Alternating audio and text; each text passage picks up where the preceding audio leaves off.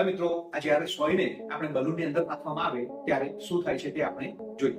તો મિત્રો આ બલૂનની અંદર આપણે સોય નાખી રહ્યા છીએ અને બલૂનની અંદર જ્યારે આપણે સોય નાખીએ છીએ તો આપણે જોયું કે બલૂન ફૂટ્યો નથી. આપણે જોઈ રહ્યા છીએ મિત્રો સોય છે એ બલૂનના અંદરના ભાગમાં છે અને છતાં પણ ફુગ્ગો ફૂટ્યો નથી.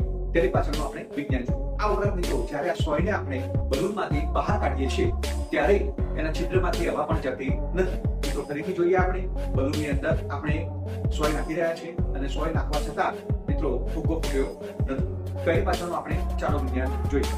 મિત્રો આ જે બલૂન છે એ લેટેક્સ એટલે કે પોલિમરનો બનેલો છે અને જ્યારે સોય જે તીક્ષ્ણ વસ્તુ જ્યારે બલૂનમાં નાખવામાં આવે છે ત્યારે આ પોલિમર છે એ પોતાના ગુણધર્મને કારણે ખેંચાય છે અને આ સોય નાખવા છતાં પણ એ બલૂન ફૂટતો નથી. અને મિત્રો જ્યારે છિદ્ર છે એ પણ ઓટોમેટિકલી પોલિમરની સ્થિતિસ્થાપકતાના કારણે પુરાઈ જાય છે અને પરિણામે તેમાંથી હવા પણ નીકળતી નથી. તો એની પાછળનું આ વિજ્ઞાન રહેલું છે.